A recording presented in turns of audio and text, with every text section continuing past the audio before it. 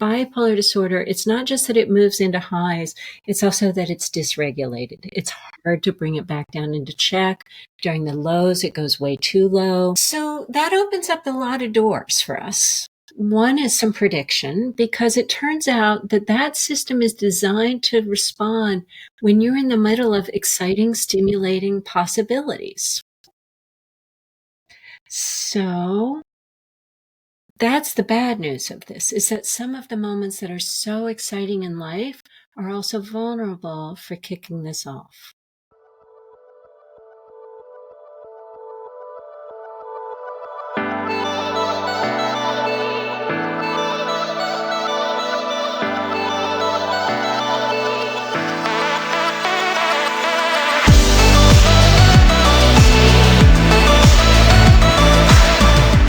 One of the things that I learned as I was trying to figure out a way to keep myself asleep. So a lot of times people with bipolar will struggle with staying asleep. Maybe you can fall off to sleep really quickly, and then a couple hours later, you're wide awake again in the middle of the night.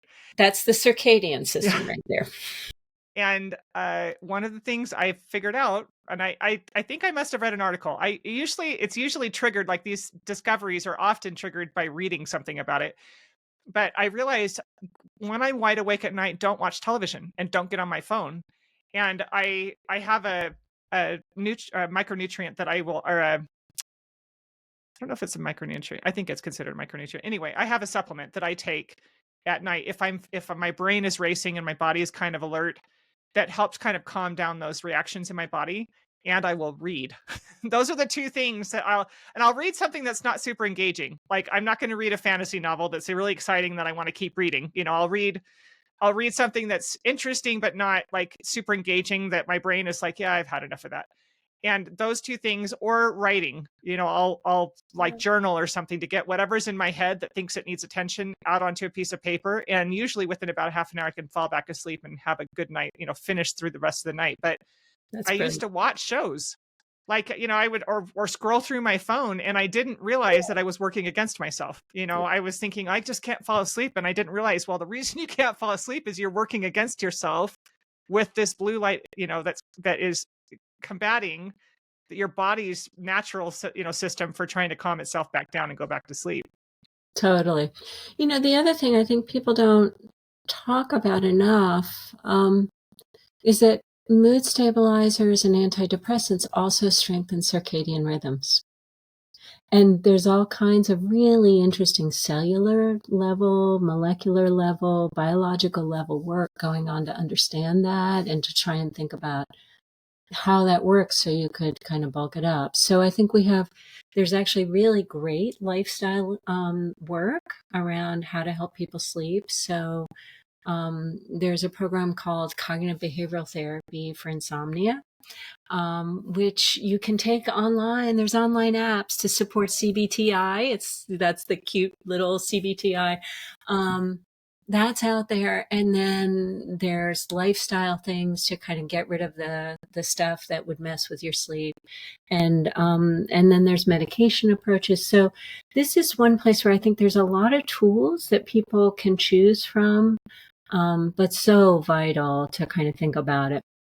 I also want to sort of say, for people who are hearing this, and then there's almost a kind of terror that happens if you're up at 2 a.m. and you've heard, like, didn't Dr. J just say that can trigger mania? And now how am I supposed to sleep, right? So I always sort of say, sleep has a lot of things it's doing. And one of them is to just help your body and mind relax, and deep breathing and reading and kind of focusing on your favorite spot in the universe. All of those things are also going to help your body and your mind relax, and making a concerted effort to give that to yourself in those moments is going to achieve some of the important goals of sleep.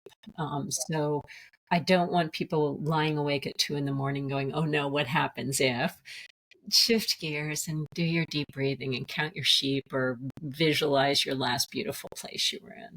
So. Yeah, and one of the things you learn in mindfulness when you're practicing mindfulness is focusing on this, the deficit of where you are to where you want to be sometimes widens that space. And so rather than thinking, oh, I just want to fall asleep, rather than focusing on where you want to be, just focus on being present, calming yourself down, and utilizing, I encourage people to explore the different resources, try mindfulness meditation, which I think is a big one. There are relaxation, recovery kind of things that you can do with yoga that will help kind of relax your body, kind of bring you back, tell your body everything's okay, you're safe, everything's Yeah. fine.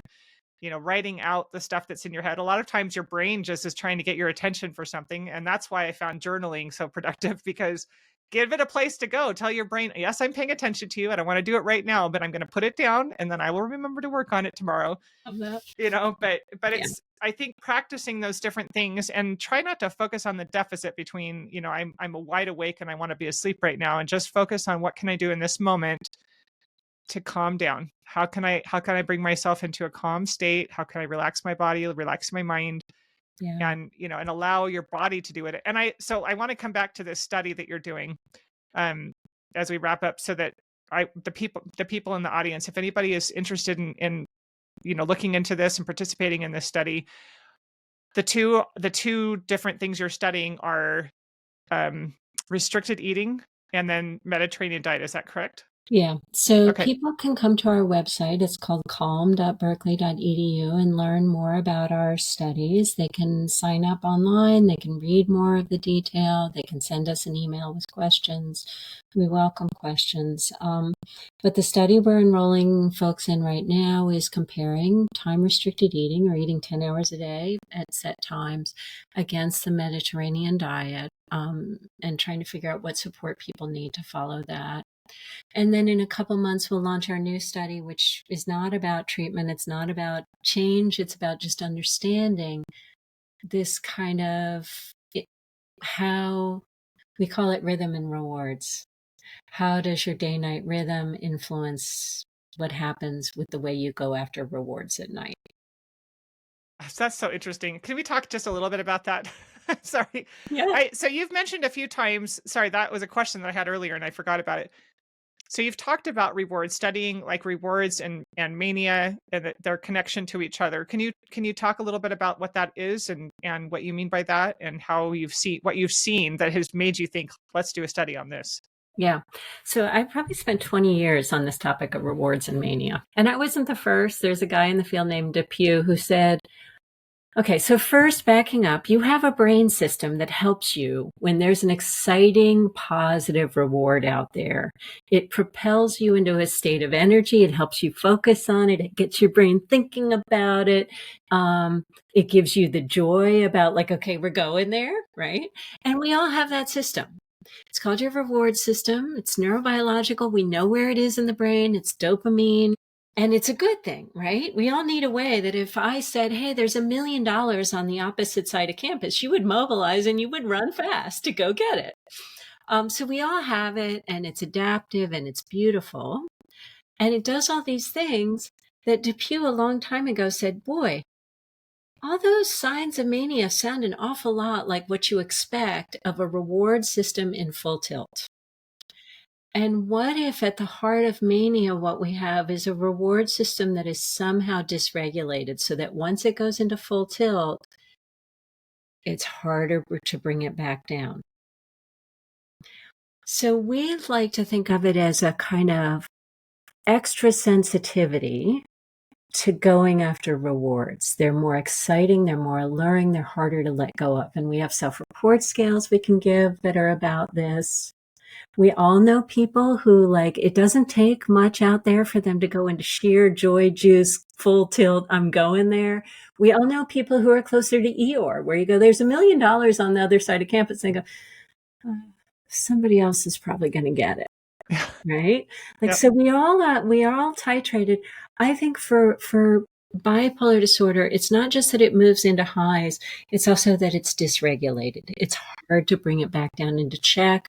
During the lows, it goes way too low. So that opens up a lot of doors for us. One is some prediction, because it turns out that that system is designed to respond when you're in the middle of exciting, stimulating possibilities.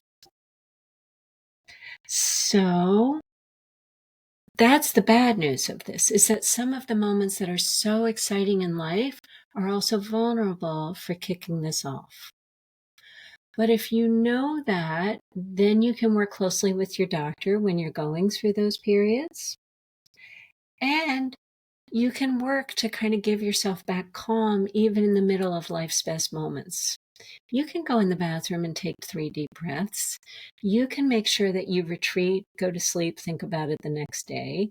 You can learn to do yoga. You can learn to do self-calming things. You can learn to work with your doctor to titrate medications, but that those are critical moments to make sure that you and somebody who loves you or somebody who watches you is keeping tabs on, did this just get too high, and how do we help you re-regulate?